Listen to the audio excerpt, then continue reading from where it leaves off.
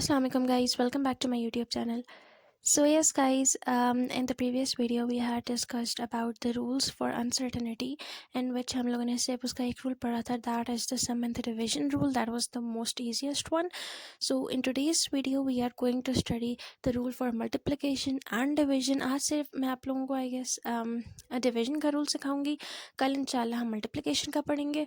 अच्छा, ये रूल बहुत इंपॉर्टेंट है, आप लोगों ने हमेशा अच्छे से इसको समझने, क्योंकि अगर आप लोगों को ये रूल समझ नहीं आएगा तो आगे जो हमारे पास पावर का रूल होगा वो आप लोगों को नहीं समझ आएगा. तो ये रूल क्या कहते हैं हमें, इफ़ टू और more than two quantities are multiplied और divided with each other, then their percentage uncertainties are added to get the uncertainty in the result. हमें ये रूल कहता है कि अगर हमारे पास दो क्वांटिटीज है, there either getting multiplied with each other और डिवाइडेड बाय ईच अदर, तो हमारे पास उसका जो टोटल अनसर्टेनिटी के लिए हमें उनकी जो अनसर्टेनिटीज है उनको ऐड करना पड़ेगा. फॉर एग्जांपल, अगर हमारे पास एक है z is equals to x into Y और z is equals to x divided by y, either वो मल्टीप्लाई हो रहे हैं आइदर वो डिवाइड हो रहे हैं, उनकी जो परसेंटेज अनसर्टेनिटी है वो हमेशा ऐड अप ही होगी. अब आई नो आप लोगों को ये चीज़ अभी समझ नहीं हो रही हो कि क्या मतलब परसेंटेज अनसर्टेनिटी का, कैसे ऐड होगा, जो भी है. आई नो आप लोगों को ये भी क्लियर नहीं हुआ होगा. हम इसको समझेंगे एक एग्जाम्पल के थ्रू. वो एग्जाम्पल से आप लोगों को ये बिल्कुल ईजीली समझ आ जाएगा. तो अब हम लोग क्विकली एग्जाम्पल को देखते हैं. यस गाइस, अब एग्जाम्पल के लिए हमें कोई भी दो क्वांटिटीज़ पेपर में ऑलरेडी गिवन होंगी. अब मैंने एग्जाम्पल के लिए दो क्वांटिटीज़ ले लिया वोल्टेज और करंट का. For example voltage V plus minus delta V is equals to 7.3 plus minus 0.1 watts दी हुई है, और current I plus minus delta I is equals to हमारे पास क्वेश्चन में दिया है 2.73 प्लस माइनस 0.051 एम्पेयर हमारे पास जो है वो हमारे पास करंट दिया गया है. अब हमारे पास ये दो क्वांटिटीज़ हमें पेपर में गिवन होंगी. अब सबसे पहले हमारे पास जो पहला स्टेप होगा वो होगा we have to find out the percentage uncertainty for both of the quantities. अब परसेंटेज अनसर्टेनिटी पहले मैं निकालूंगी वोल्टेज के लिए. अब आप लोगों को पता है ना गाइस, ये परसेंटेज अनसर्टेनिटी का फॉर्मूला होता है least count divided by the measured value. तो मैं यहाँ पर लिख लेती हूँ, हमारे पास आ जाएगा percentage uncertainty is equals to least count of that physical quantity divided by the measured value.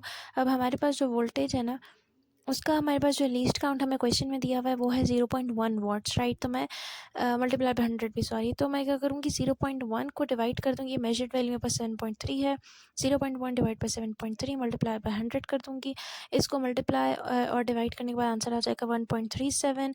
अब मैं इसको राउंड ऑफ कर लूँगी तो मेरे पास ये 1% ही आएगा. पर राउंड ऑफ तब करते हैं अब देखो 3 जो है 5 से कम है, तो इसीलिए हम 1 पर ही रहेंगे. अगर बड़ा होता तो मैं 2% कर देती. अब मैंने क्या करना है, मेरे पास दूसरा स्टेप होगा, मैंने परसेंटेज अनसर्टेनिटी निकालनी है for the other physical quantity that is the current, right.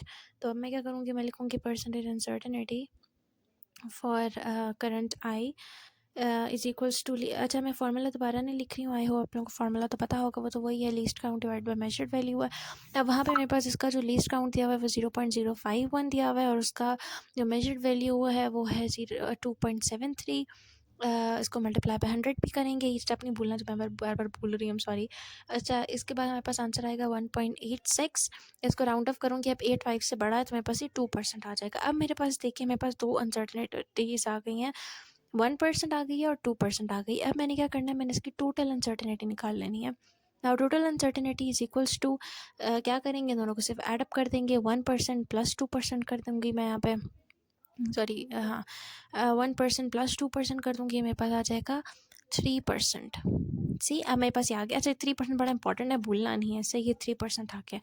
अगला स्टेप क्या होगा, अनसर्टेनिटी इज डन. अब मेरे पास अगला स्टेप क्या होगा, मुझे फॉर्मूला पुट करना है. अब देखिए, जो मेरे पास दो फिजिकल क्वांटिटीज़ दी हुई हैं वोल्टेज और करंट आई, इससे आप लोगों के दिमाग में कौन सा फॉर्मूला आ रहा है, yes, V is equals to I R का फॉर्मूला आ रहा है. इसमें V और I दिया हुआ है तो R निकाल लेंगे, R is equals to V over I. अब ये डिवीजन का मैंने क्यों कहा था, इस फॉर्मूला की वजह से. R है ना, तो R is equals to V divided by I, तो it's the formula for division, right. अब मैंने वोल्टेज का मैंने यहाँ पे मैग्नीट्यूड डाल लेना है, 7.3 डिवाइड बाय I का मैग्नीट्यूड डाल लेना है, दैट इज 2.73. मैं ज़्यादा आप लोगों को पीछे वाली स्लाइड्स पे भी दिखा रही हूँ, 2.73 आ जाएगा मेरे पास जो इसका टोटल ये आ गया, वो आ गया है 2.6, इसको मैं राउंड ऑफ करके 3 ओहम भी कर सकती हूँ, लेकिन अगर मैं चाहूँ तो मैं इसको 2.7 भी कर सकती हूँ। वैसे मैं 2.7 से चलाऊँगी, लेकिन आप 3 ओहम से भी चला सकती हैं। इसकी रेजिस्टेंस आ गई है मेरे पास। अच्छा, अगला और लास्ट स्टेप हमारे पास ये होगा, हम क्या करेंगे, 3% ऑफ 2.73, हमारे पास जो टोटल अनसर्टेनिटी आ गई, और फॉर्मूला लगाने के बाद जो आंसर आएगा 2.7, मैं क्या करूँगी, 3% ऑफ 2.7, 3 को डिवाइड बाय 100 कर दूँगी, मल्टीप्लाई बाय 2.7, ताकि मेरे पास एक लीस्ट काउंट आ जाए जो आ जाएगा 0.08 ओहम। अब मैंने सिंपल आंसर वैल्यू लगानी है, R plus minus delta R, ये 2.7 फॉर्मूला में जो आंसर आएगा ना, वो मेन आंसर है 2.7, और एक लीस्ट काउंट निकालने के लिए मुझे 3% और 2.7 करना पड़ेगा, जिसके पास 0.08 आ जाएगा। So this is all for today. I hope आप लोगों को समझ आया होगा। अगर कुछ नहीं समझ, हम ज़रूर बताइएगा। सी यू टुमारो इंशाल्लाह। अल्लाह हाफ़िज़।